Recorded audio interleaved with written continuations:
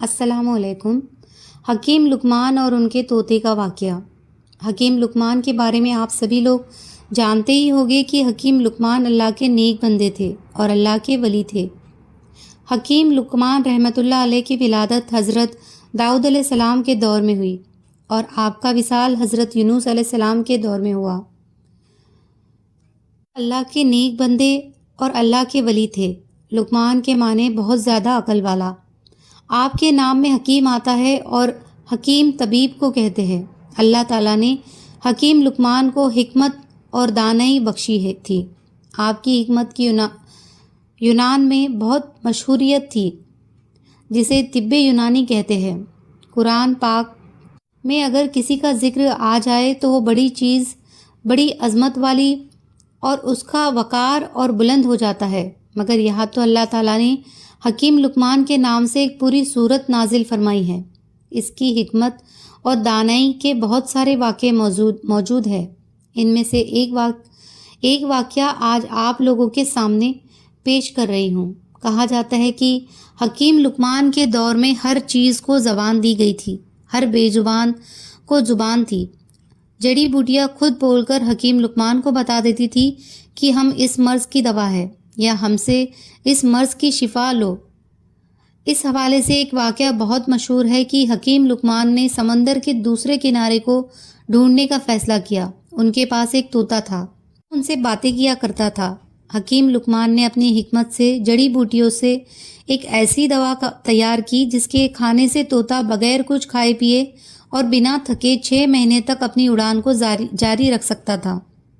حکیم لقمان 2 ایسی گولیاں تیار کر دی، ایک اپنے طوطے کو کھلا دی اور دوسری گولی طوطے کے گلے میں باندھ دی، اور طوطے کو نصیحت کی کہ تم اس گولی کو کھا کر 6 مہینے تک بنا تھکاوٹ کے، بنا بھوک پیاس کے اڑ سکتے ہو۔ یہ نصیحت کی کہ اگر تمہیں کہیں پر بھی بھوک اور پیاس اور تھکاوٹ محسوس ہو تو تم دوسری گولی کھا کر وہیں سے واپس ہو جانا اور آگے مت جانا۔ طوطے نے حکیم لقمان سے اجازت لی اور سمندر کی طرف اڑ چلا۔ طوطا مسلسل اپنی اڑان 6 مہینے تک جاری رکھے ہوا تھا، لیکن اسے ابھی تک سمندر کا دوسرا کنارہ نہیں ملا۔ تو طوطے کو اڑتے ہوئے اب 6 مہینے سے زیادہ وقت ہو گیا تھا۔ اب اسے بھوک اور پیاس محسوس ہونے لگی تھی، تھکاوٹ کا بھی احساس ہونے لگا تھا، مگر یہاں تک جہاں وہ جا چکا تھا وہاں سمندر کا کنارہ تو دور کوئی پتھر یا چٹان بھی نہیں ملا تھا جن کے اوپر وہ بیٹھ کر سانس لے سکتا، اور تھوڑا آگے جانے کے بعد آخرکار ایک سمندر میں چٹان نظر آئی۔ طوطا اس کے اوپر جا کر بیٹھ گیا۔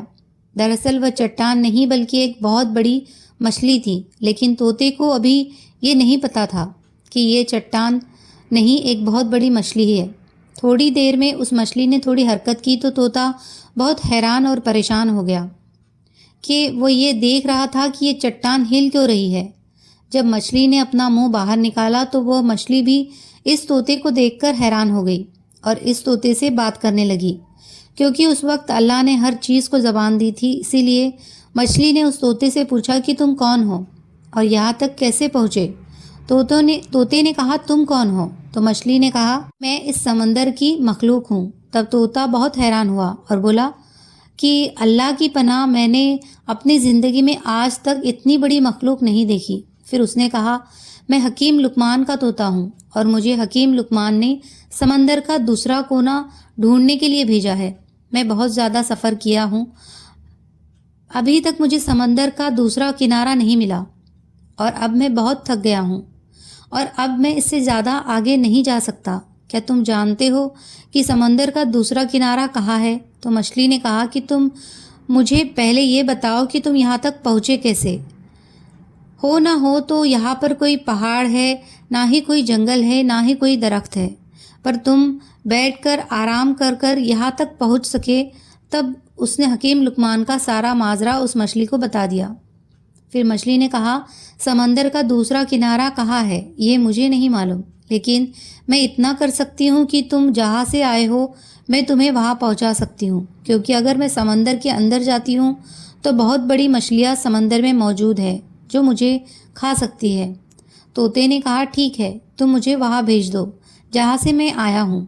مچھلی نے کہا کہ تم میری پیٹھ کے اوپر بیٹھ جاؤ۔ میں نے ایسا ہی کیا۔ مچھلی کے پیٹھ کے اوپر بیٹھ گیا اور مچھلی نے پلک جھپکتے ہی اس طوطے کو اس جگہ پر پہنچا دیا جہاں سے وہ چلا تھا۔ طوطا یہ دیکھ کر کہنے لگا کہ مجھے تو 6 مہینے لگ گئے تھے وہاں تک پہنچنے میں، اور تم نے تو مجھے پلک جھپکتے ہی یہاں پہنچا دیا۔ طوطا بہت حیران ہوا اور سوچنے لگا کہ ابھی تو یہ مچھلی یہ بھی دعویٰ کر رہی ہے کہ اس سے بھی بڑی بڑی مچھلیاں موجود ہیں۔ طوطا حکیم لقمان کے پاس گیا اور جا کر اپنا سارا ماجرا سنا دیا۔ حکیم لقمان نے جب یہ سارا ماجرا سنا تو بہت حیران ہوئے اور اللہ کی بارگاہ میں سجدہ کیا اور کہنے لگے کہ اللہ، بے شک تو ہی جانتا ہے کہ سمندر کا دوسرا کنارہ کہاں ہے۔